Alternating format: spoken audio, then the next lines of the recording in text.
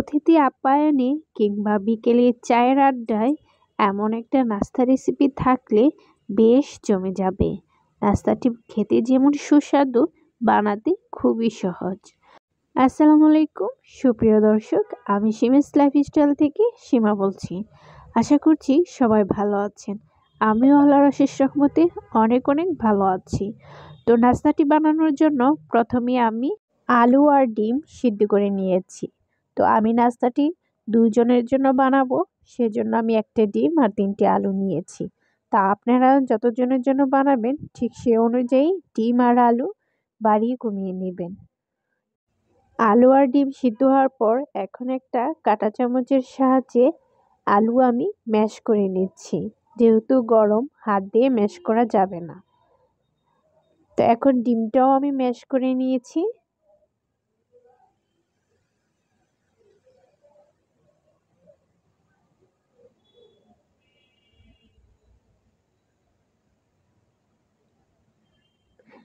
Mash করা হয়ে গেলে এখন আমি হাত দিয়ে একটু মাখিয়ে নেব। ডিমটা অতিরিক্ত ম্যাশ করার প্রয়োজন নেই, একটু গোটা গোটা থাকলে খেতে ভালো লাগে।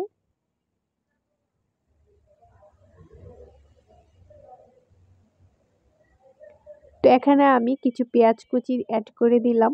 পেঁয়াজটা একটু বেশিই দিবেন, তাহলে খেতে ভালো লাগে।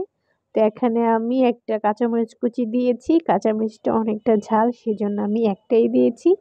আর দিলাম চিলি ফ্লেক্স, সামান্য একটু লাল মরিচের গুঁড়া, আর দিয়েছি ভাজা জিরা গুঁড়া। তো এখন হাত দিয়ে একটু মেখে নিচ্ছি আবারও।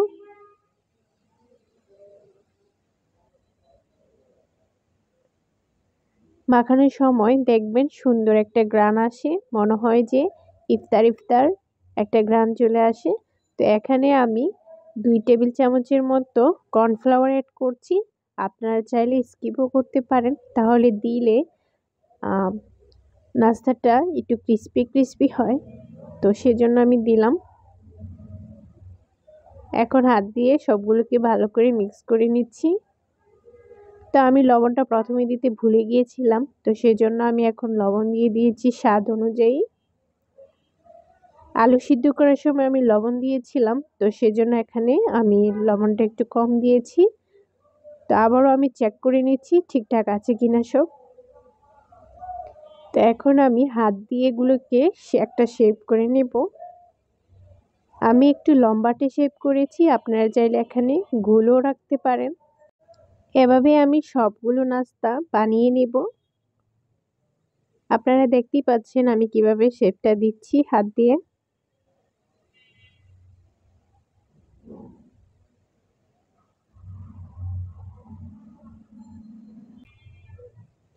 সবগুলো নাস্তা আমার বানানো হয়ে গিয়েছে। তো এখন আমি একটা বাটিতে 2 চামচের মতো ময়দা নিয়েছি, আর একটু লাল মরিচের গুঁড়া দিয়ে মিক্স করে নিচ্ছি। আর এখন পানি দিয়ে পাতলা একটা ব্যাটার তৈরি করে নেব। বেশি পাতলা বা ঘন করব না, একটু মিডিয়াম রাখবো।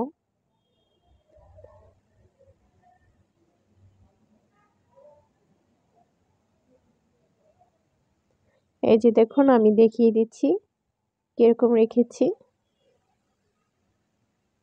বেশি ঘন বা পাতলাও হয়নি। তো এখন আমি কিছু ব্রেড ক্রাম্ব একটা বাটিতে নিয়ে নিয়েছি। তো নাস্তাটি আমি প্রথমেই এই ব্যাটারটার মধ্যে রেখে দিয়েছি এবং ভালো করে মিক্স করে এখন আবার ব্রেড ক্রাম্বের উপরে দিয়ে মাখিয়ে নিচ্ছি। উপরে ভালো করে ছড়িয়ে নিচ্ছি ব্রেড ক্রাম্বটা, যাতে করে সুন্দর করে লেগে যায়। তো একে একে আমি সবগুলো এভাবেই বানিয়ে নেব।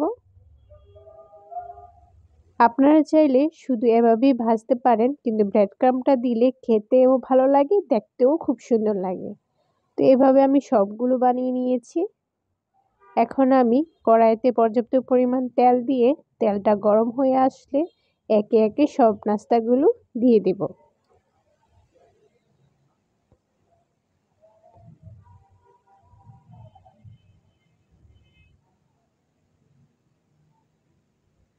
তো তো আমি খুব সুন্দর করে ভেজে নিচ্ছি।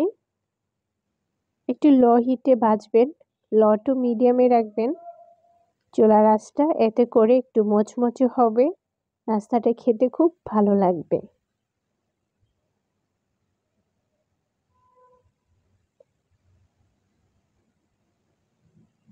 কালারটা যখন সোনালী রঙের হয়ে গিয়েছে তখন আমি নাস্তাগুলো একে একে উঠিয়ে নিচ্ছি।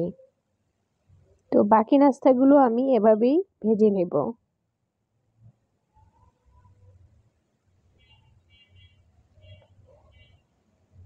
সবগুলো নাস্তা আমার ভাজা হয়ে গিয়েছে।